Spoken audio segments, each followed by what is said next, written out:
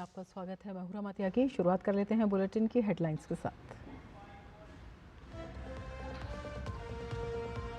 Electoral bond मामले में SIT जांच की मांग वाली याचिका सुप्रीम कोर्ट ने खारिज की। मुख्य न्यायाधीश ने कहा कि हम इलेक्टोरल बॉन्ड पर विस्तृत फैसला दे चुके हैं। याचिकाकर्ता के वकील प्रशांत भूषण से कहा कि आप इन बातों को विस्तृत सुनवाई में भी रख सकते थे।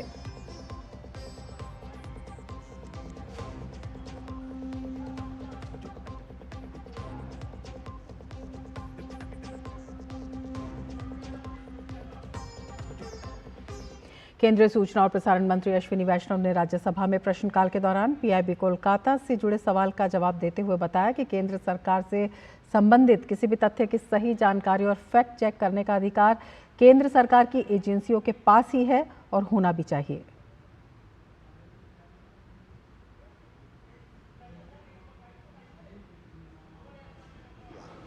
All the ministries, all the departments of the Government of India, who is the right authority to say whether a data or an information related to a particular ministry or particular department should not be given by anybody other than the ministry or department. That's the fundamental point which is under contention. The amendment in the IT intermediary rules, which has been stayed by the Supreme Court, by the Honorable Supreme Court, that is still under contest, but the fundamental principle is, our point is, anything related to the Government of India, only the Government of India can say whether it is a correct fact or wrong fact. Rajya Sabha में कृषि और कल्याण मंत्रालय से संबंधित मामलों पर चर्चा का जवाब देते हुए केंद्रीय कृषि मंत्री शिवराज सिंह चौहान ने कांग्रेस पर हमला बोला। कृषि मंत्री ने कहा कि कांग्रेस के डीएनए में ही किसान विरोध है। कृषि के लिए बजटीय आवंटन 2013 और 14 में था केवल 27,663 करोड़ रुपया। 2024-25 में ये बढ़कर हो गया 1,32,470 करोड़ रुपया। और ये केवल कृषि विभाग का है। एग्रीकल्चर एंड एलाइड सेक्टर जोड़ दिए जाए, इसमें फर्टिलाइजर की सब्सिडी भी अगर जोड़ दी जाए तो फर्टिलाइजर, सहकारिता, पशुपालन, डेयरी, फूड प्रोसेसिंग, फिशरीज, इन सबको जोड़ दिया जाए तो ये बजट बढ़ के हो जाता है 1,75,446.55 करोड़ और जोड़ेगा मानिए। वहीं केंद्रीय कृषि एवं किसान कल्याण मंत्री शिवराज सिंह चौहान ने कहा कि कृषि सरकार की प्रमुख प्राथमिकताओं में से एक है और इसके लिए सरकार रोडमैप बनाकर काम कर रही है। सरकार ने कृषि क्षेत्र के बजट में भी लगातार वृद्धि की है। We brought up self-certification, sir. In OTT, self-certification brought up for the content classification, sir. For you, unrestricted access regarding of age and is family friendly. UA plus 7 per aged around 7 years and above can be viewed person under the age of 7 years with parental guidance. And the classification third, 13 plus UA for sir. 13 years and above and can be viewed by a person under the age of 13 years with parental guidance. UA 16 plus 16 years and above and can be viewed by a person under the age of 16 years with parental guidance. प्रधानमंत्री नरेंद्र मोदी ने राष्ट्रीय ध्वज के निर्माता, स्वाधीनता संग्राम सेनानी और वैज्ञानिक पिंगली वेंकैया की जयंती पर उनका स्मरण किया। पीएम ने एक्स पर लिखा, पिंगली वेंकैया जी को उनकी जयंती पर नमन। हमें तिरंगा दिलाने का उनका प्रयास सदैव याद रखा जाएगा। हर घर तिरंगा आंदोलन का समर्थन करें और 9 से 15 अगस्त के बीच तिरंगा फहराएं। अपनी सेल्फी हरघरतिरंगा.com पर शेयर करना ना भूलें।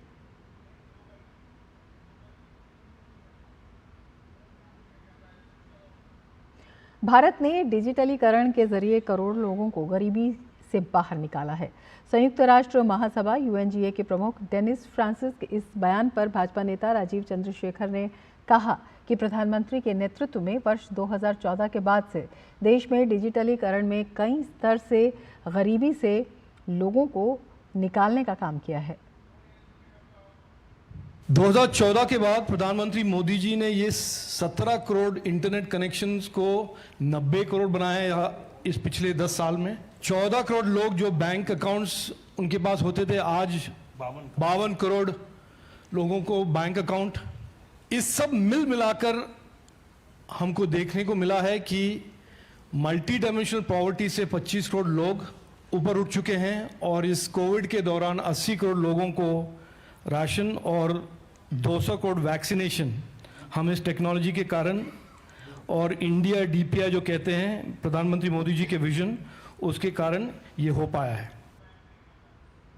भाजपा नेता राजीव चंद्रशेखर ने कहा कि पिछले 10 सालों में गरीब और किसान कल्याण के लिए प्रतिबद्धता के साथ काम करते हुए भारत ने पूरी दुनिया के सामने मिसाल पेश की है। 10 साल में जो प्रधानमंत्री मोदी जी ने गरीब के लिए और किसानों के लिए जो काम किया है और टेक्नोलॉजी के साथ उनको जो एम्पावरमेंट मिला है, आज दुनिया के सामने सब मानते हैं और एक्सेप्ट करते हैं। इलेक्टोरल बॉन्ड मामले में एसआईटी जांच की मांग वाली याचिका सुप्रीम कोर्ट ने खारिज कर दी है। मुख्य न्यायाधीश ने कहा कि हम इलेक्टोरल बॉन्ड पर विस्तृत फैसला दे चुके हैं। हमने योजना को रद्द करने और दानकर्ताओं के नाम उजागर करने का निर्देश दिया।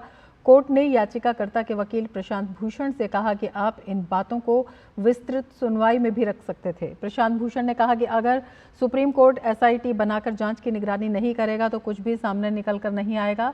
सीजेआई ने कहा कि कोर्ट की निगरानी में एसआईटी जांच के अलावा भी कानूनी विकल्प आपके पास मौजूद हैं।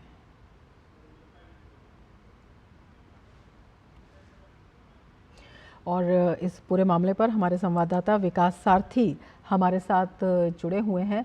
विकास, आपसे यही जानना चाहेंगे कि कोर्ट ने जो कहा है उसका वास्तव में क्या कुछ आशय निकल कर आता है?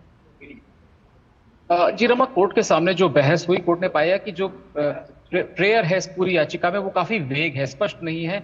इस तरह की आशंका जताई गई है, आरोप लगाए गए हैं कि कुछ कंपनियों को फायदा पहुंचाने के लिए कुछ पार्टियों ने इलेक्टोरल बॉन्ड के जरिए रिश्वत ली है, लेकिन इसको लेकर के कोई स्पष्ट साक्ष्य या कोई एक पर्टिकुलर इंसिडेंट याचिकाकर्ता के पास नहीं था। खुद याचिकाकर्ता चाहते थे कि कोर्ट एसआईटी को ये जिम्मेदारी दे कि वो ऐसे ट्रांजैक्शंस को देखे और इसके साथ में ये देखे कि क्या किसी खास सरकार ने, किसी खास पार्टी की सरकार ने किसी कंपनी को ऑब्लाइज किया है उस इलेक्टोरल बॉन्ड को प्राप्त करने के बाद। तो ये कोर्ट को लगा कि काफी वेग डिमांड है। और इसके अलावा कोर्ट ने ये भी कहा कि जो आप आरोप लगा रहे हैं उसको लेकर के क्रिमिनल कंप्लेंट भी की जा सकती है, चाहे आप एजेंसी के पास जाएं, सीबीआई के पास जाएं, वहां शिकायत करें, या आप कोर्ट में जाकर के भी, निचली अदालत में जाकर के भी इस तरह की शिकायत दे सकते हैं। उस पर जो कार्रवाई होगी उसमें ये सारी चीजें साफ हो जाएंगी कि क्या वाकई में कोई इस तरह की क्विड प्रो क्वो की कोई चीज हुई जिसने इलेक्टोरल बॉन्ड के बदले में किसी पॉलिटिकल पार्टी ने, जहां पर वो सत्ता में है, उस कंपनी को फायदा पहुंचाया।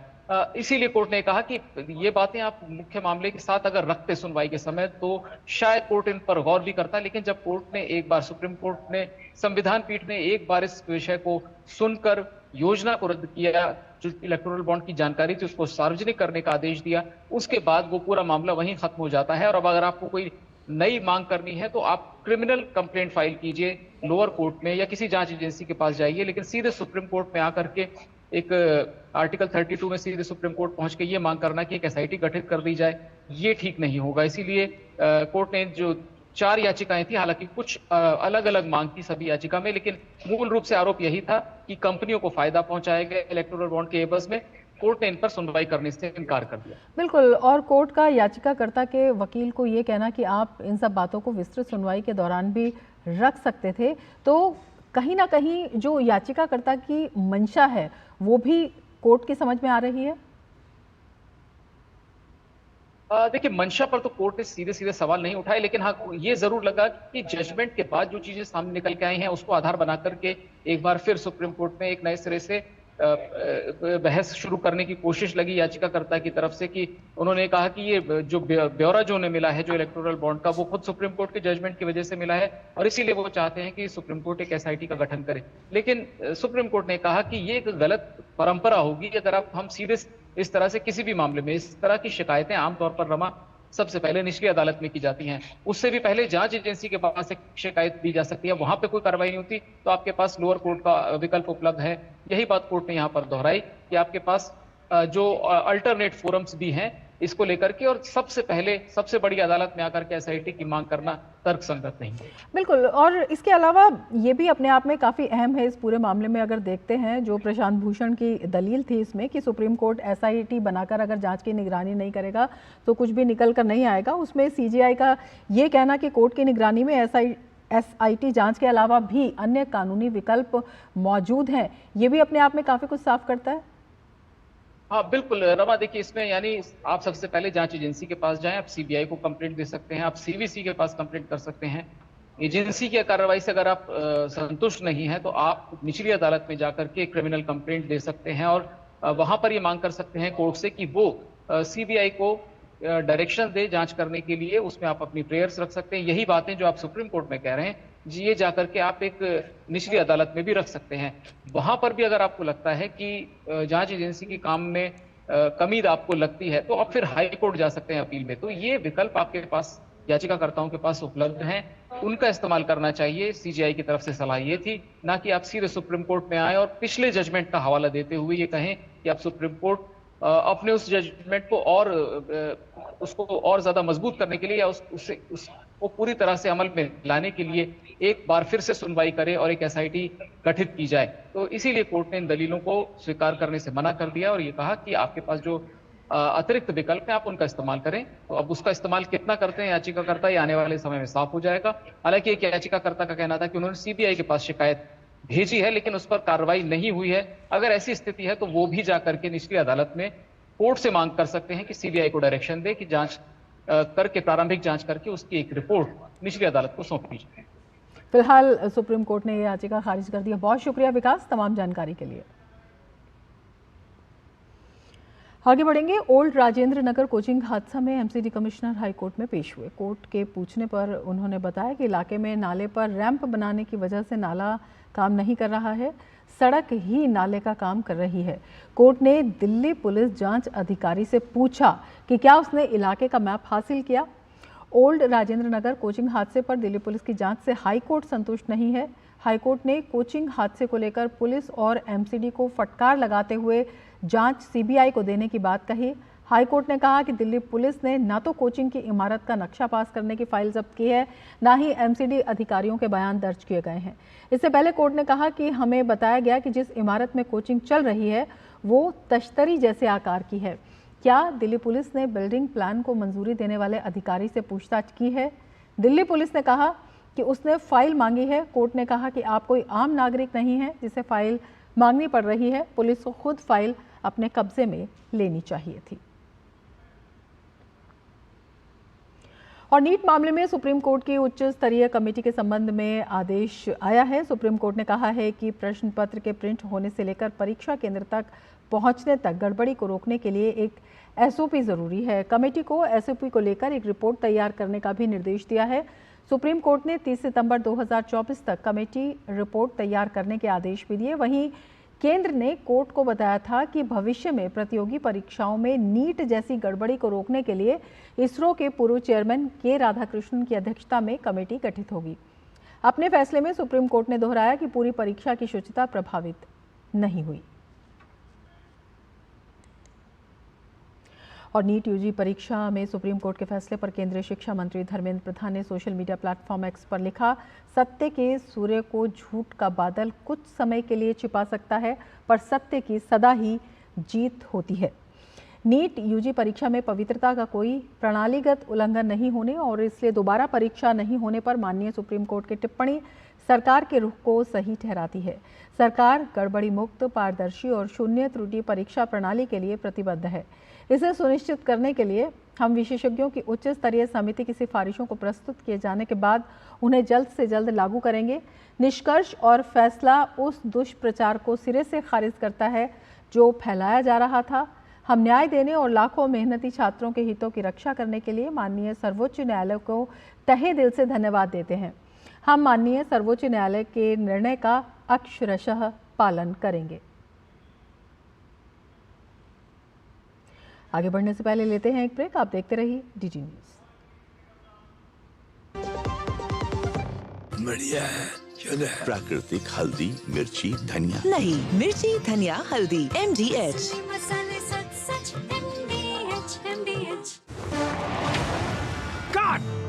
सुरक्षा की गारंटी हर चीज में जरूरी है, चाहे वो मुश्किल स्टंट हो या अच्छी फसल। इसीलिए ले आइए IIL के ट्रैक्टर ब्रांड का शिनबार, जो देता है सुंडी और ट्रिप से सुरक्षा की गारंटी। बात जब पीढ़ियों के लिए बनने वाले घर की हो तो जिम्मेदारी बड़ी हो जाती है। गैलेंट समझता है ये जिम्मेदारी। अब डबल M रिब्स के साथ गैलेंट एडवांस TMT रीबार, निर्माण का रियल हीरो।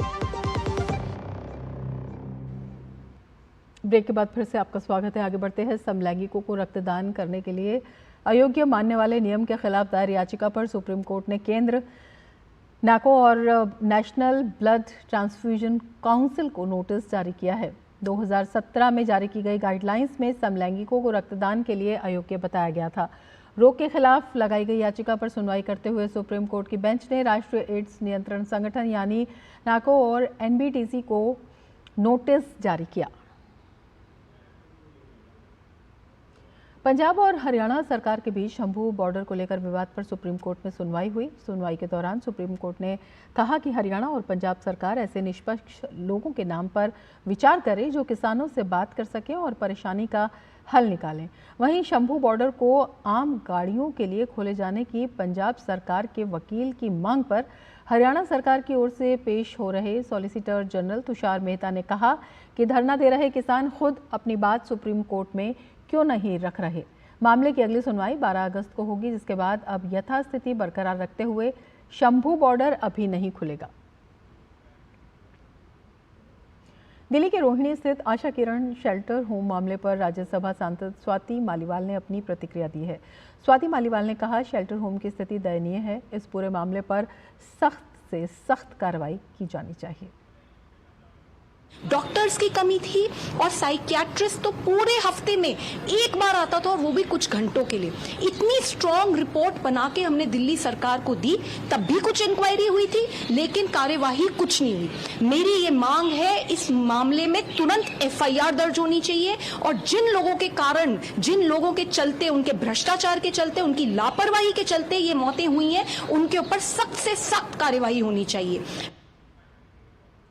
उपराष्ट्रपति जगदीप धनखड़ ने आज राष्ट्रपति भवन में राज्यपालों के सम्मेलन के उद्घाटन सत्र को संबोधित किया। 2 दिवसीय राज्यपाल सम्मेलन राष्ट्रपति द्रौपदी मुर्मू की अध्यक्षता में हो रहा है।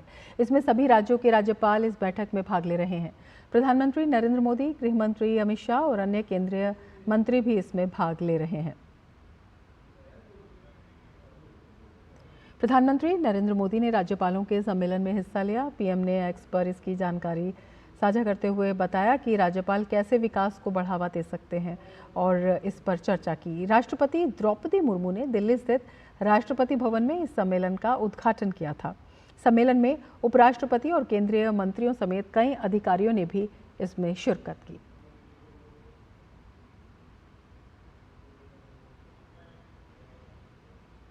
राहुल गांधी द्वारा ईडी को लेकर किए गए पोस्ट पर भाजपा सांसद बसवराज बोम्मई ने कहा कि अगर कुछ चुराया ही नहीं तो फिर डर किस बात का। जो बहुत ही साफ है कि वायलेशन है, वो विंडफॉल प्रॉफिट उन्होंने किया है, उनका पोजीशन दुरुपयोग करके, इसलिए वो तो होना ही था। These are the there will be further steps, legal steps also. Bhajpa के राज्यसभा सांसद दिनेश शर्मा ने लोकसभा में नेता प्रतिपक्ष राहुल गांधी के बयान पर कटाक्ष करते हुए कांग्रेस नेता पर अफवाह और झूठ फैलाने की राजनीति करने का आरोप लगाया। अपमान तो उन्होंने अपने प्रधानमंत्री का कर दिया था कि मनमोहन सिंह थे, विधायक लाए थे मनमोहन जी, और उन्होंने सार्वजनिक रूप में उसको फाड़कर न केवल मनमोहन जी का अपमान किया था बल्कि संविधान का भी अपमान कर दिया था। वो आजकल बेचैन हैं, इतना झूठ बोला है उन्होंने, इतनी अफवाह फैलाई है, इतना भ्रम पैदा किया है कि उनका मन बेचैन होना स्वाभाविक है। 3 दिन तक वो 4 दिन तक वो अपने वायनाड में नहीं पहुंच पाए जहां की जनता ने उनको चुना था 2-2 बार। लोकसभा में नेता प्रतिपक्ष और कांग्रेस नेता राहुल गांधी के सोशल मीडिया एक्स पर ईडी को लेकर किए गए एक पोस्ट पर पलटवार करते हुए केंद्रीय मंत्री गिरिराज सिंह ने कहा, मैं समझता हूं ये देश का दुर्भाग्य है कि राहुल गांधी संवैधानिक पद पर नेता प्रतिपक्ष हैं। सदन के अंदर तो झूठ बोलते ही हैं लेकिन सदन के बाहर भी भ्रम फैलाने का काम करते हैं। दुर्भाग्य है इस देश का, संवैधानिक पद पर बैठा व्यक्ति इतना बड़ा LOP झूठ बोलेगा, भ्रम फैलाएगा, संविधान की खेती करने की बात करता है, संविधान लेकर के सदन में आते हैं। मैं चुनौती देता हूं कि ये राहुल गांधी बताएं कौन अधिकारी ने इनको इनसाइडर में फोन किया।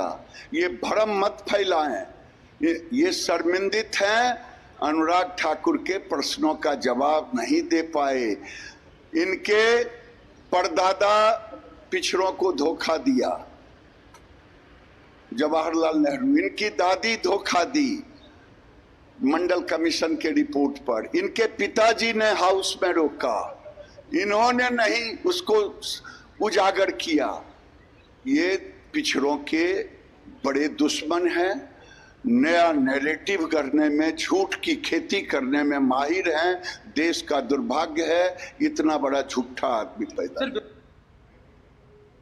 राहुल गांधी के बयान पर भाजपा सांसद त्रिवेंद्र सिंह रावत ने कहा, कहते हैं चोर की दाढ़ी में तिनका, वही भय उन्हें सता रहा है। वे भयभीत क्यों हैं, उन्हें डर किस बात का है?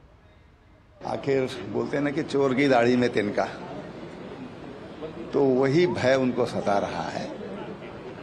और ईडी अपना काम करती है, लेकिन आखिर वो भयभीत क्यों है? भाई ईडी से मारेगी, उसमें डर किस बात का है? अगर कुछ मिलेगा तो ठीक है, नहीं मिलेगा तो खाली हाथ वापस जाएगी। राहुल गांधी के विवादास्पद बयान पर भाजपा सांसद कंगना रनौत ने कहा कि राहुल गांधी की किसी बात का कोई तुक नहीं है, कोई ढंग नहीं है। हम क्या कहें, उनकी किसी बात का ना कोई तुक है, ना कोई ढंग है, और ना ही कोई हमें समझ ही आती है उनकी बातें। और आपने भी देखा है ये जो चक्रव्यूह कहना, और सबसे जो निंदाजनक उनकी जो बात है, वो हमेशा जो देश के प्रति जिस तरह से शब्द का उपयोग करते हैं, देश का हलवा बट रहा है और सब खा रहे हैं। देश के बजट को, उनकी दादी ने भी देश के कई बजट बनाए हैं, उनको हलवा कहना और देश को मिल बांट के खाना, इस तरह की बातों को इम्प्लाई करना, ये देश के लिए अच्छी बात नहीं है। और ख़ासकर जैसा कि अनुराग ठाकुर जी ने कहा, ये जो कांग्रेस की जो मानसिकता है, देश का बंटवारा करके खाना, ये नेहरू के टाइम से चली आ रही है, और इस मानसिकता को बदलना। देश कोई खाने की, देश सेवा की चीज़ है, और आप नेता हैं तो आप देश की सेवा के लिए बने हैं। आप देश को काट कर मिल बांट कर खाने के लिए नहीं बनते। और देश का जो बजट है, वो देश के बजट को भी एक संवैधानिक तरीके से बनता है, उसको भी मान मिलना चाहिए। उसके बारे में ऐसा कहना कि हलवा काट कर बांट रहे हैं, ये बहुत निंदाजनक है, और उसके आप लोगों को भी निंदा करनी चाहिए। उत्तराखंड में भारी बारिश होने से जनजीवन अस्त व्यस्त हो गया है और बादल फटने की वजह से अभी तक कई लोगों की मौत हो चुकी है। मुख्यमंत्री पुष्कर सिंह धामी ने केदार घाटी में हुई अतिवृष्टि से प्रभावित क्षेत्रों का स्थलीय निरीक्षण किया। उन्होंने आपदाग्रस्त इलाकों का हवाई सर्वेक्षण करने के साथ ही आपदा प्रभावितों का हाल भी जाना। इसके साथ ही राहत और बचाव शिविरों में की गई व्यवस्थाओं को भी उन्होंने परखा। मुख्यमंत्री ने जिलाधिकारी रुद्रप्रयाग को यात्रा मार्ग में फंसे श्रद्धालुओं को यथाशीघ्र सुरक्षित स्थानों में लाए जाने के साथ ही भोजन और अन्य आवश्यक सुविधाएं उपलब्ध कराए जाने के भी निर्देश दिए।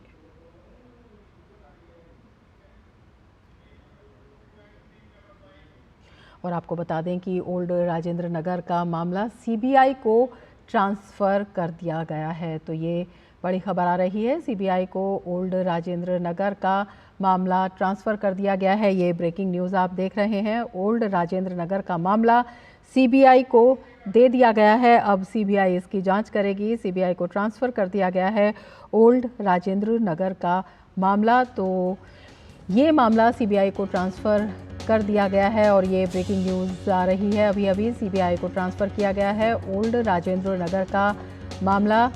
दिल्ली हाई कोर्ट ने जांच सीबीआई को ट्रांसफ़र कर दी है। दिल्ली हाई कोर्ट ने सीवीसी से जांच की निगरानी करने को भी कहा है। विकास सारथी हमारे साथ मौजूद हैं। विकास, ये जो है ये कोर्ट का एक बड़ा आदेश माना जा सकता है, सीबीआई को भी ये मामला ट्रांसफ़र कर दिया गया है। बिल्कुल रमा, जैसे ही आज सुनवाई शुरू हुई 2:30 बजे एमसीडी कमिश्नर पेश हुए और ये पूछा गया कि पूरे हादसे को लेकर एमसीडी को क्या कहना है। तो ये एमसीडी ने ये जानकारी दी कि वहां पर जो नाला था जिसमें पानी भरने के चलते हादसा हुआ और जो 3 स्टूडेंट्स मरे, उस पे एमसीडी ने ये सफाई दी कि इंक्रोचमेंट की वजह से और वहां पर लोगों ने जो अवैध निर्माण किया उसकी वजह से नाला पूरी तरह बंद था, पूरी तरह ठप था, जिसके चलते वहां पर अचानक से पानी बढ़ा। दिल्ली पुलिस की जो कार्रवाई है अब तक, उस पर कोर्ट ने नाखुशी जताई और ये कहा कि अब तक आपने एमसीडी के किसी भी जिम्मेदार अधिकारी से पूछताछ नहीं की है, किसी का स्टेटमेंट नहीं लिया।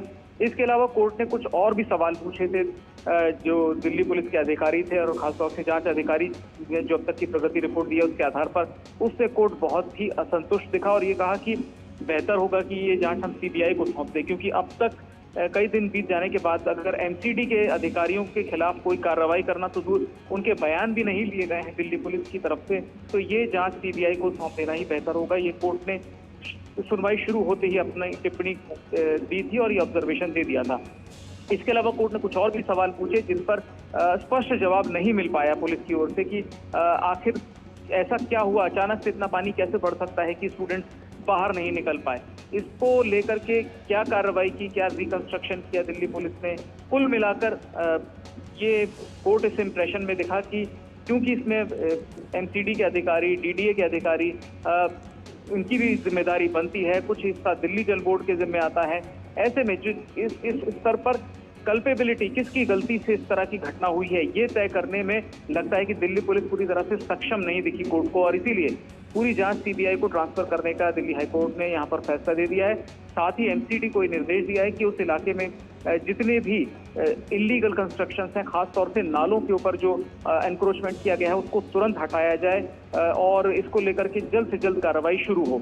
ये दो निर्देश जो खास हैं दिल्ली हाईकोर्ट की तरफ से वो हैं। इसके अलावा डिटेल ऑर्डर में और भी चीज़ों पर बात कोर्ट कह रहा है, खासतौर से दिल्ली सरकार को लेकर के भी कोर्ट ने टिप्पणी की कि ये यहाँ पर जो फ्री बीज का चलन है इसके चलते भी बहुत ज़्यादा जो डेवलपमेंट वर्क है वो नहीं देखने को मिल रहा है।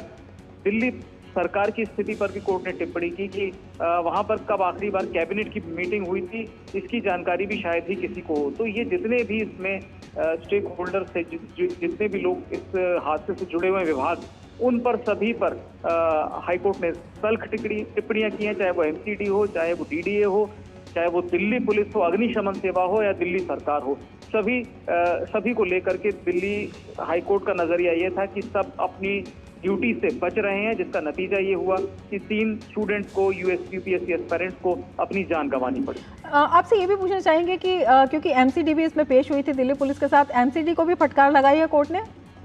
बिल्कुल, एमसीडी को फटकार लगाई है, लेकिन एमसीडी में जिम्मेदारी किसकी तय की जाए, कोर्ट का ये कहना था कि दिल्ली पुलिस ने आखिर अब तक ये तय क्यों नहीं किया है कि कौन एमसीडी ऑफिशियल इसके लिए जिम्मेदार हैं। इसके अलावा इस बात पर भी कोर्ट ने आपत्ति जताई कि जो बिल्डिंग है जहां ये हादसा हुआ है उसका जो प्लान है उसका प्लान किस अधिकारी ने सैंक्शन किया, क्योंकि उसके कंस्ट्रक्शन में भी अनियमितताएं बताई जा रही हैं। जिस तरह से वहां पर बेसमेंट में कंस्ट्रक्शन हुआ है या पूरी बिल्डिंग में जिस तरह के बदलाव किए गए हैं, तो इसको किस अधिकारी ने, किसने इसको अप्रूव किया था, इसकी पहचान दिल्ली पुलिस ने अब तक क्यों नहीं की। वो फाइल अब तक दिल्ली पुलिस ने कब्जे में क्यों नहीं ली जिस फाइल से इस पूरे कंस्ट्रक्शन को मंजूरी दी गई थी। ये एक बड़ा बिंदु था जिस पर कोर्ट ने ये कहा कि दिल्ली पुलिस की जांच अब तक उसको ऐसा लग रहा है कि वो सीरियस नहीं है, बहुत ही कैजुअल वे में, कैजुअल तरीके से इस मामले की जांच कर रही है। इसीलिए सेंट्रल एजेंसी को यानी सीबीआई को जांच की जिम्मेदारी देना बेहतर होगा। तो कहीं ना कहीं कोर्ट ने इस मामले में ये भी मद्देनजर रखा है कि कई जो इसमें संस्थाएं हैं जो जुड़ी हुई हैं, लापरवाही वहां पर हुई है। बिल्कुल, लापरवाही हर स्टेज पर कोर्ट ने कहा कि हमें लगता है कि हुई है, चाहे वो एमसीडी के स्तर पर हो, चाहे वो दिल्ली पुलिस को, क्योंकि दिल्ली पुलिस को भी ये सुनिश्चित करना चाहिए कि एनक्रोचमेंट अगर हो रहा है पब्लिक लैंड पर, नालों पर अगर इलीगल कंस्ट्रक्शन हो रहा है, उनको एनक्रोच किया जा रहा है, तो उसमें एमसीडी ऑफिशियल क्या कार्रवाई कर रहे हैं, दिल्ली पुलिस क्या कार्रवाई कर रही है। कोर्ट ने ये भी कहा कि जो अग्निशमन सेवा है दिल्ली की, वो मौके पर इतनी देर से क्यों पहुंची, क्योंकि सबसे पहले उनको वहां पर पहुंचना चाहिए था जब वहां पर इस तरह से पानी इकट्ठा हुआ। तो ये मल्टीपल एजेंसीज का फेलियर है, ये दिल्ली हाईकोर्ट को लगता है, और इसीलिए दिल्ली पुलिस की कहां पर लापरवाही है ये भी लगता है कि दिल्ली हाईकोर्ट ने इसको बेहतर समझा कि सीबीआई के पास जांच होगी तो ये भी स्पष्ट हो जाएगा कि जिन जगहों पर दिल्ली पुलिस की जिम्मेदारी थी, वहां के लोकल अधिकारियों की जिम्मेदारी थी, वहां पर क्या कार्रवाई की गई है उनकी। बिल्कुल, और दिल्ली हाईकोर्ट ने केवल सीबीआई को ही नहीं सौंपा है बल्कि सीवीसी से भी जांच करने की, निगरानी करने को कहा है इस पूरी जांच की। बिल्कुल रमा, आमतौर पर जैसा हम जानते हैं कि सीबीआई की सभी जांच रिपोर्ट आखिर में सीवीसी उसको उनकी समीक्षा करता है, लेकिन यहाँ पर अलग से कोर्ट ने इस बात को इसका भी जिक्र करवाया है, ऑर्डर में मेंशन कराया है कि जो सीवीसी एक्ट का सेक्शन 8 है उसके तहत जो भी जांच होगी वो सीवीसी उसको देखे। हालांकि लगभग सभी मामलों में जब भी किसी अंतिम निष्कर्ष पर सीबीआई पहुंचती है तो उसकी कॉपी सीवीसी के पास पहुंचती है और वो उसकी समीक्षा करती है। यहाँ पर ऐसा लग रहा है कि दिल्ली हाईकोर्ट को ये समझ में आया है कि क्योंकि इसमें कई विभाग हैं, उसके अधिकारी हैं, तो कहीं ना कहीं एक जांच के साथ उसके साथ कोई कॉम्प्रोमाइज तो नहीं होगा, कहीं ऐसा तो नहीं होगा कि ये जो अधिकारी हैं जिनकी जिम्मेदारी बनती थी वो बच जाएं। इसीलिए बजाय दिल्ली पुलिस के सीधे सीधे सीबीआई को एक तो जांच सौंपी गई है और अलग से इस बात का जिक्र किया गया है कि सीवीसी भी इस जांच की लगातार निगरानी करे। हालांकि फाइनल रिपोर्ट सीवीसी के पास पहुंचती है, लेकिन जब कोर्ट ये कह रहा है कि जांच की निगरानी करे तो यानी जब स्टेटस रिपोर्ट सीबीआई की इस मामले में कोई तैयार होगी, मुमकिन है तब भी सीवीसी इसको देखे। बिल्कुल, सीबीआई को सौंपे जाने के बाद किस तरह से जांच कार्य आगे बढ़ेगी विकास, ये भी जानना इसमें जरूरी होगा। हाँ बिल्कुल रमा, देखिए इसमें सबसे पहले जैसे ही इसका एक नोटिफिकेशन आता है, क्योंकि सबसे पहले एक नोटिफिकेशन आएगा जांच ट्रांसफर होने का, उसके बाद दिल्ली पुलिस के पास जितने दस्तावेज हैं अब तक की जो जांच है, हालांकि उनके पास कोई बहुत ज्यादा दस्तावेज इस वक्त नहीं है। दिल्ली पुलिस ने कहा कि कल ही उन्हें जो संबंधित विभाग हैं, चाहे वो एमसीडी हो चाहे वो डीडी हो, उनकी तरफ से देर शाम को जानकारी वो सौंपी गई है जो जानकारी दिल्ली पुलिस ने मांगी थी। इसके अलावा अभी तक एमसीडी के किसी ऑफिशियल से कोई स्टेटमेंट या पूछताछ दिल्ली पुलिस ने औपचारिक रूप से बताया कोर्ट को कि नहीं की है। तो बहुत ज्यादा काम दिल्ली पुलिस की तरफ से अभी नहीं हुआ है, लेकिन जितने वहां पर जो चश्मदीद थे उनके स्टेटमेंट लिए थे, जो बाकी अन्य छात्र छात्राएं थे उनके स्टेटमेंट लिए, वो सब डॉक्यूमेंटेशन जो है वो सीबीआई को सौंपा जाएगा। और जो जवाब मिले हैं एमसीडी से या कुछ जो डॉक्यूमेंट्स अभी तक एमसीडी से दिल्ली पुलिस ने हासिल किए हैं, वो सभी चीजें अब उनको सीबीआई को सौंपनी होंगी। उसके बाद ये सीबीआई औपचारिक रूप से इस पर अपनी जांच शुरू करेगी और फिर उस जांच में क्या प्रगति होती है वो भी आने वाले दिनों में दिल्ली हाईकोर्ट में पता चल पाएगा। बिल्कुल, आपसे ये भी जानना चाहेंगे कि इस पूरे मामले में जिस तरह से कोर्ट ने सवाल उठाए हैं, क्या कुछ दलील एमसीडी या फिर दिल्ली पुलिस की थी? देखिए, एमसीडी अपने बचाव में ये कहती दिखी कि जो नाले हैं उन पर लोगों ने खुद, जो वहां रहते हैं वहां के लोगों ने उस पर अवैध निर्माण किया हुआ है, उस पर रैंप बनाए हुए हैं, लैंड एनक्रोच किया हुआ है, ये दलील एमसीडी की थी। हालांकि इससे बढ़कर उन्होंने कोई दलील नहीं रखी कोर्ट में और ये भी माना एमसीडी की तरफ से कि डीसिल्टिंग का एक पूरा प्लान होता है कि कब डीसिल्टिंग की जाएगी मानसून से पहले, कब वो कचरा हटाया जाएगा, उसको लेकर के कार्रवाई नहीं हुई। ये खुद बिल्कुल, तो फिलहाल इस मामले की जांच सीबीआई को सौंप दी गई है। विकास, बहुत शुक्रिया तमाम जानकारी के लिए। और अब ले लेते हैं एक ब्रेक, आप देखते रहिए डीडी न्यूज। MDH का किचन किंग किचन में हो तो हम सब कुछ बना सकते हैं। बैंगन का भरता, आलू गोभी, भिंडी मसाला और भी बहुत कुछ। MDH सुरक्षा की गारंटी हर चीज में जरूरी है, चाहे वो मुश्किल स्टंट हो या अच्छी फसल। इसलिए ले आइए IIL के ट्रैक्टर ब्रांड का शिनबा, जो देता है सुंडी और ट्रिप से सुरक्षा की गारंटी। ए संभाल कर, हाँ, आई मारो पप्पा फॉरेन थी लाई आव्यो। हाँ, ए सत्यानाश भाई, नुकसान कैसा भरेगा तुम? स्टॉक मार्केट में भी रिस्क उतना ही लें जितने की कैपेसिटी और रिस्क की जानकारी हो। ऑप्शंस ट्रेडिंग बहुत सोच समझ कर करें। अरे वाह डिकरा, एकदम बराबर। रिस्क समझ कर लेने का। सोच कर समझ कर इन्वेस्ट कर। ब्रेक के बाद फिर से आपका स्वागत है। गृह मंत्री अमित शाह ने उत्तराखंड के मुख्यमंत्री से फोन पर बात की। इस दौरान अमित शाह ने पुष्कर सिंह धामी से भारी बारिश के कारण आई तबाही पर विस्तृत जानकारी ली और राहत कार्यों के बारे में जाना। अमित शाह ने धामी को भरोसा दिया है कि केंद्र सरकार उत्तराखंड के लोगों के साथ मुसीबत के इस दौर में खड़ी है और हर मुमकिन मदद की जा रही है। दरअसल केदारनाथ मार्ग पर फंसे यात्रियों के लिए रेस्क्यू ऑपरेशन तेजी से चलाया जा रहा है। आज भारतीय सेना के चिनूक और MI-17 हेलीकॉप्टर भी इस काम में लगे हैं। इसके अलावा केदारनाथ यात्रा के पैदल मार्ग के विभिन्न जगहों पर फंसे यात्रियों और स्थानीय लोगों के परिजनों के लिए पुलिस ने हेल्पलाइन नंबर जारी किए हैं। रुद्रप्रयाग पुलिस के कंट्रोल रूम का नंबर इस प्रकार है 7579257572 और पुलिस कार्यालय में व्यवस्थित लैंडलाइन नंबर 01364233387 को हेल्पलाइन नंबर के तौर पर शुरू किया गया है। इन नंबरों के व्यस्त रहने पर आपातकालीन नंबर 112 पर कॉल करके आवश्यक जानकारी ली जा सकती है। आपको बता दें कि टिहरी और रुद्रप्रयाग जिलों में मूसलाधार बारिश के कारण केदारनाथ यात्रा 2 दिन के लिए रोक दी गई है। इससे पहले कल रात SDRF उत्तराखंड के जवानों ने देर रात्रि तक रेस्क्यू ऑपरेशन चलाते हुए मुनकटिया क्षेत्र से 450 यात्रियों को सकुशल सोनप्रयाग पहुंचाया। वर्तमान समय तक 2200 से अधिक यात्रियों को निकाला जा चुका है। आज भी रेस्क्यू ऑपरेशन लगातार जारी है।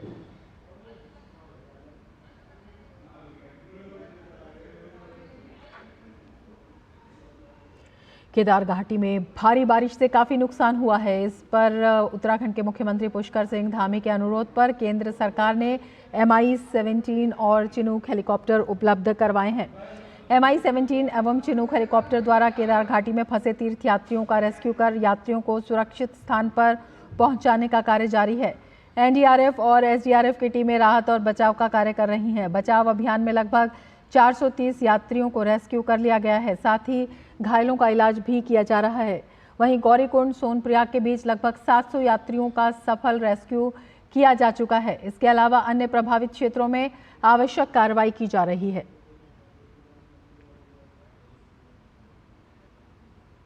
हिमाचल प्रदेश में बादल फटने से मची भारी तबाही से अब तक जानमाल को काफी नुकसान पहुंचा है। राज्य में बचाव कार्य लगातार जारी है। खासतौर पर शिमला के पास बादल फटने की घटना में पावर प्लांट और डिस्पेंसरी को नुकसान पहुंचा था। NDRF की टीम इस इलाके से लोगों को बचाने के कार्य में दिन रात कार्यरत है।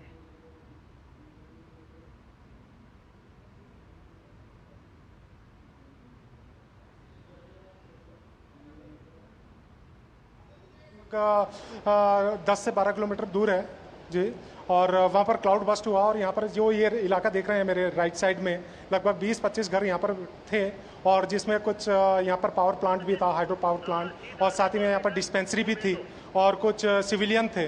तो उसमें लगभग अनुमानित है लगभग 40 से 42 लोग यहाँ पर वास्ट अवे हो चुके हैं। और हिमाचल में बादल फटने से मलाणा पावर प्रोजेक्ट बांध टूट गया, जिसकी वजह से कुल्लू में स्थित मकान और मंदिर बुरी तरह से प्रभावित हुए हैं। बाढ़ से बलादी गांव में एक सरकारी स्कूल, 2 मंदिर, 8 मकान भी बह गए हैं।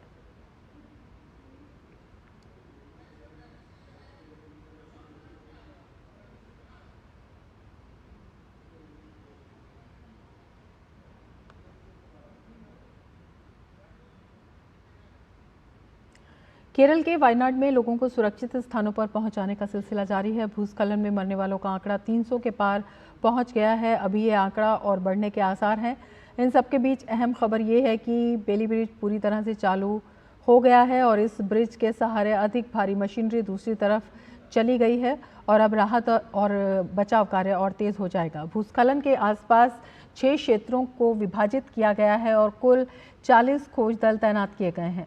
पड़ोसी मलप्पुरम जिले में चलियार नदी के निचले हिस्से में भी तलाशी अभियान तेज कर दिया गया है। एयरफोर्स का चिनूक, 3 टैंकर, ATF और तट रक्षक बल के जहाज अभिनव को तैनात किया जा रहा है। 35 ICG कर्मचारियों का एक दल 30 जुलाई से चुरलमाला और आसपास के गांवों में बचाव अभियान चला रहा है। भारतीय सेना ने वायनाड में बचाव अभियान को तेज करने के लिए रिकॉर्ड समय में 190 फीट लंबा बेली ब्रिज का निर्माण किया है। 190 फीट लंबे बेली ब्रिज को सेना ने मात्र 16 घंटे में बनाया है। ब्रिज को बनाने में मेजर सीता ने बड़ा रोल प्ले किया, जो जवानों के साथ दिन रात डटी रहीं। ये मेजर सीता और उनकी टीम का ही अदम्य साहस है कि इस बेली ब्रिज को बनाकर रेस्क्यू में एक बड़ी सहायता हो गई है, क्योंकि बिना ब्रिज के बड़े बड़े रेस्क्यू के सामान पहुंचाना मुश्किल था। कितना मुश्किल था इस ब्रिज को बनाना और कैसे मेजर सीता की टीम ने इसे अंजाम दिया, इस पर DD न्यूज़ संवाददाता नीरज सिंह ने एक्सक्लूसिव बात की ब्रिज निर्माण कार्य को लीड करने वाली टीम की मेजर सीता के साथ। इस समय हम सेना के उसी ब्रिज पर हैं। 190 फीट लंबे इस ब्रिज को सेना ने मात्र 16 घंटे के अंदर कंप्लीट किया। ये किसी चुनौती से कम नहीं है और इस चुनौती को सेना ने उठाया। और सबसे खास बात है कि मेजर सीता इस समय हमारे साथ हैं। मेजर सीता यहाँ पर जवानों के साथ मौजूद थी जब इस ब्रिज को बनाया जा रहा था। सीता, एक बड़ी चुनौती थी और रेस्क्यू की जो मशीनरी हैं उनको पहुंचाना एक बड़ी चुनौती थी और सेना ने 16 घंटे के अंदर इस पुल को बनाया। कितना मजबूत ये पुल है, कितना सामान ले जा सकते हैं और कितने लोग लगे इसको बनाने में? सबसे पहले मैं आपको ये बताना चाहूँगी, MEGN सेंटर को जब ये मैसेज दिया गया कि ये ब्रिज को यहाँ पे लॉन्च करना है, कुछ डिफ़िकल्टीज़ ये थी कि ब्रिज साइट पे जो हमारा स्टोर होता है वो यहाँ तक लाने के लिए काफ़ी मुश्किलात हो रही थी, बिकॉज़ ये अकेला रूट है जिसके थ्रू सभी व्हीकल्स का movement, civilian movements, state government movements और हमारे भी गाड़ियों का मूवमेंट यहाँ तक इसी रास्ते से था। तो मुश्किलात ये हो रही थी। मुश्किलात और ये भी थी कि ये ब्रिज को लॉन्च करने के लिए जो बैक स्पेस हमें चाहिए होता है वो नहीं मिल पा रहा था, और यही एक रास्ता था जहाँ से रेस्क्यू ऑपरेशन चल रहा था, बॉडीज़ रिकवर की जा रही थी, उनका मूवमेंट यहाँ पे था, एम्बुलेंसेस थी। तो ये सारे जो फैक्टर्स थे, ये डिफ़िकल्टीज़ हमारी टीम को फेस करना पड़ा। पुल की ब्रिज की बात करें, वैली ब्रिज की बात करें, कितना सामान इससे ले जा सकते हैं, और दूसरा कितने जवान लगे थे और कितने घंटे में ये कंप्लीट किया आप लोगों ने? इसके लिए यहाँ पे हमारे 144 जवान यहाँ पे तैनात थे। इसको लेस देन 48 आवर्स में ये ब्रिज कंटिन्यूसली काम करके कंप्लीट किया गया है। इसके ऊपर 24 टन जो है इसका कैपेसिटी है। तो ये आपने सुना मेजर सीता जो बता रही थी कि कितनी मुश्किल थी, लेकिन उसके बावजूद भी इंडियन आर्मी लगी रही, और कुछ ही कह सकते हैं कि घंटों के अंदर इस पुल का निर्माण किया गया ताकि रेस्क्यू ऑपरेशन में तेजी लाई जा सके। और आप उन दृश्यों को देख भी रहे हैं कि किस तरीके से भारी वाहन इस वैली ब्रिज से चल रहे हैं।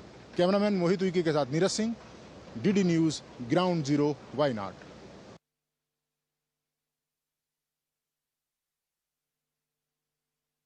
आज भी वहाँ लोगों की तलाश जारी है। क्या कुछ हालात हैं वहाँ ग्राउंड जीरो पर, जायजा लिया हमारे संवाददाता नीरज सिंह ने। केरल के वायनाड में जहां लैंडस्लाइड हुआ था, उस जगह पर दूरदर्शन की टीम पहुंची और आपको उन दृश्यों को हम दिखाते हैं कि लैंडस्लाइड की जो शुरुआत है वो कहां से हुई। जो पहाड़ आपको दिखाई दे रहा है, यहीं से पहले लैंडस्लाइड हुआ और उसके बाद तेजी के साथ पानी आया, और पानी के साथ साथ जो मलबा है वो बहता हुआ इस इलाके में पहुंचा। और आपको बता दूं कि ये मुंडकई गांव है, जिसे एक मिनी कस्बा भी बोला जाता था, और 3-4 गांव मिलकर ये पूरे इलाके को बनाते थे। और लोगों का ये कहना है कि यहाँ पर 300 से 400 के करीब छोटे बड़े मकान थे, और मार्केट, एक छोटा मार्केट था, और एक बड़ा टूरिस्ट प्लेस ये इलाका था, और यहाँ पर बड़ी संख्या में टूरिस्ट भी आते थे। आगे जो इलाका है वहाँ पर भी कई सारे जो मकान हैं वो डैमेज हुए थे। वहाँ पर भी जो रेस्क्यू की टीम मौजूद है और खोजने की कोशिश कर रही है कि वहाँ कोई बॉडी तो नहीं है, या फिर कोई व्यक्ति जो उस समय मिसिंग हो वो तो नहीं है, उसे खोजने का प्रयास चल रहा है। ये पूरा का पूरा जो इलाका है वो लैंडस्लाइड की चपेट में आ गया था। कितने बड़े बड़े पत्थर आए थे, तो ये जो पत्थर है वो लैंडस्लाइड के बाद जो मलबा आया था उसमें बहकर ये पत्थर आया था। और इसी तरह के तमाम बड़े बड़े पत्थर थे जो यहाँ पर मकानों के ऊपर से निकल गए, और उसके पीछे जो मलबा आया वो मकानों के अंदर घुस गया। रेस्क्यू लगातार जारी है। उसके अलावा जो लोग आसपास के गांव में हैं उनके लिए खाने पीने का सामान भी यहाँ पहुँचाया जा रहा है। हालात किस तरह के थे ये पत्थर आपको बता रहा है, तो आप समझ सकते हैं कि यहाँ के लोगों ने किस हालात का सामना किया होगा जिस समय लैंडस्लाइड और मलबा आया होगा। कैमरामैन मोहित उइके के साथ Neeraj Singh, DD news, ground zero, Wayanad. Ayodhya में नाबालिग लड़की से रेप के मामले में एबीवीपी के कार्यकर्ताओं ने कलेक्ट्रेट गेट पर धरना प्रदर्शन कर सांसद अवधेश प्रसाद का पुतला फूंका। सांसद अवधेश प्रसाद के खिलाफ मुर्दाबाद के नारे भी लगाए गए।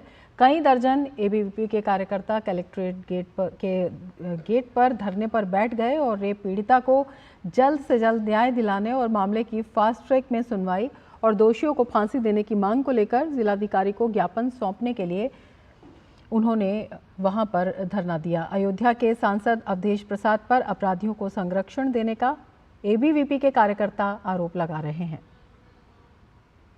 अयोध्या के भदरसा नगर पंचायत के अंदर वहां के स्थानीय जनप्रतिनिधि सांसद अवधेश प्रसाद यादव के संरक्षण में पल रहे तथा कथित दल के नेता से संबंध रखने वाले उस दल के प्रमुख दायित्व पर ऐसा बैठा मोईद खान, जो वहां की एक 12 वर्षीय नाबालिग छात्रा के साथ गैंगरेप करता है, उसको फांसी की सजा होनी चाहिए। जल्दी से जल्दी इस मामले को फास्ट ट्रैक कोर्ट में चलाया जाए और दोषियों को फांसी की सजा दी जाए।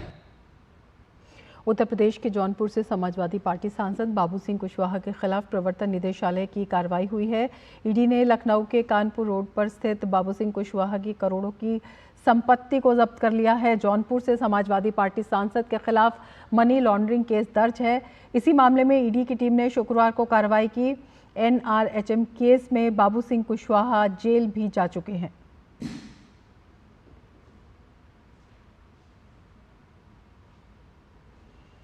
तो सपा सांसद के खिलाफ मनी लॉन्ड्रिंग के केस भी दर्ज हैं।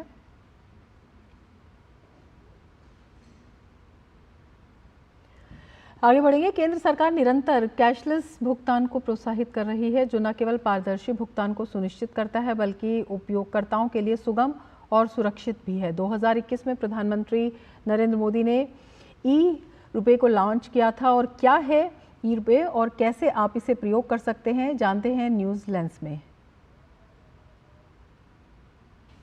ई-रुपी यानी इलेक्ट्रॉनिक रुपी एक डिजिटल भुगतान समाधान है जो उपयोगकर्ताओं को कार्ड, डिजिटल पेमेंट ऐप या इंटरनेट बैंकिंग एक्सेस के बिना एक मुश्त भुगतान करने की अनुमति देता है। ई-रुपी को प्रधानमंत्री नरेंद्र मोदी ने 2 अगस्त 2021 को लॉन्च किया था।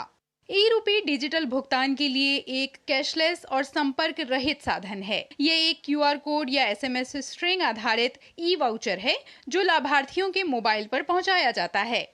इस निर्बाध एक मुश्त भुगतान तंत्र से यूजर्स बिना कार्ड, डिजिटल पेमेंट ऐप या इंटरनेट बैंकिंग एक्सेस के वाउचर से भुगतान प्राप्त कर सकते हैं। ई-रुपी के एप्लीकेशन को भारतीय राष्ट्रीय भुगतान निगम NPCI ने वित्तीय सेवा विभाग, स्वास्थ्य और परिवार कल्याण मंत्रालय और राष्ट्रीय स्वास्थ्य प्राधिकरण के सहयोग से तैयार किया। ये एक प्रीपेड वाउचर है जिसे व्यक्ति स्वीकार करने वाले किसी भी केंद्र पर जाकर भुगतान प्राप्त कर सकता है। उदाहरण के लिए, यदि सरकार किसी निर्दिष्ट अस्पताल में किसी कर्मचारी के विशेष उपचार को कवर करना चाहती है, तो वो एक भागीदार बैंक के माध्यम से निर्धारित राशि के लिए ई-रुपी वाउचर जारी कर सकती है। कर्मचारी को उसके मोबाइल पर एक SMS या एक QR कोड प्राप्त होगा, जिसे निर्दिष्ट अस्पताल में जाकर अपने फोन पर प्राप्त ई-रुपी वाउचर के माध्यम से भुगतान कर सकता है। ई-रुपी सुनिश्चित करता है कि सेवा प्रदाता को भुगतान लेन देन पूरा होने के बाद ही किया जाए। प्रीपेड होने के कारण ये पारदर्शी है और किसी भी मध्यस्थ की भागीदारी के बिना सेवा प्रदाता को समय पर भुगतान सुनिश्चित करता है। यहाँ तक कि निजी क्षेत्र भी कर्मचारी कल्याण और कॉरपोरेट सामाजिक जिम्मेदारी कार्यक्रमों के हिस्से के रूप में इन डिजिटल वाउचर का प्रयोग कर सकते हैं। ई-रुपी के लिए लाभार्थी के पास बैंक खाता होना भी जरूरी नहीं है, न ही स्मार्टफोन होना आवश्यक है। ई-रुपी फीचर फोन पर भी संचालित होता है या उन जगहों पर भी जहां इंटरनेट कनेक्शन की कमी है। National payments corporation of India ने ई-रुपी लेन देन के लिए 11 बैंकों के साथ साझेदारी की। ये बैंक्स हैं axis bank, bank of Baroda, Canara bank, HDFC bank, ICICI bank, Indian bank, IndusInd bank, Kotak Mahindra bank, Punjab national bank, भारतीय स्टेट बैंक और यूनियन बैंक ऑफ इंडिया। इसे लेने वाले ऐप्स हैं भारत पे, भीम बड़ौदा मर्चेंट पे, पाइन लैब्स, PNB मर्चेंट पे और योनो SBI मर्चेंट पे। ई-रुपी कल्याणकारी योजनाओं में चोरी को रोकने, देरी को कम करने और लाभार्थियों तक पहुंच में आसानी प्रदान करता है। ये एक आसान, संपर्क रहित 2 चरणीय भुगतान प्रक्रिया है जिसमें व्यक्तिगत विवरण साझा करने की जरूरत नहीं होती। भारतीय रिजर्व बैंक ने ई-रुपी की अधिकतम राशि को 10,000 रुपए से बढ़ाकर 1 लाख रुपए कर दिया है। इन वाउचर का उपयोग तब तक 1 से अधिक बार किया जा सकता है जब तक कि राशि पूरी तरह से खर्च न हो जाए। केंद्रीय सूचना आयोग के द्वारा 13वीं राज्य सूचना आयुक्तों की बैठक राजधानी दिल्ली में आयोजित की गई। इस अवसर पर मुख्य अतिथि के रूप में केंद्रीय मंत्री जितेंद्र सिंह शामिल हुए। बैठक को संबोधित करते हुए केंद्रीय मंत्री ने कहा कि प्रधानमंत्री नरेंद्र मोदी के नेतृत्व में सूचना को मजबूत और पारदर्शी बनाने के साथ ही आसान तरीके से जन जन तक पहुंचाया जा रहा है। प्रधानमंत्री श्री नरेंद्र मोदी के नेतृत्व में जहाँ तक प्रशासन का संबंध है, अनेकों नए सुधार भी लाए गए, प्रयोग भी हुए गवर्नेंस को लेकर के, टेक्नोलॉजी का भरपूर इस्तेमाल करते हुए। और एक मूल मंत्र रहा मैक्सिमम गवर्नेंस मिनिमम गवर्नमेंट। अगर सरल शब्दों में संक्षेप में कहा जाए तो उसका अर्थ शायद ये होगा कि अधिक से अधिक पारदर्शिता रहे, हर व्यक्ति को, नागरिक को हर प्रकार की सूचना प्राप्त करने का अधिकार रहे, जवाबदेही है। और अब तो ये मोबाइल पर भी उपलब्ध है, अर्थात कोई भी व्यक्ति, कोई भी नागरिक कहीं से भी किसी भी समय RTI दर्ज करवा सकता है।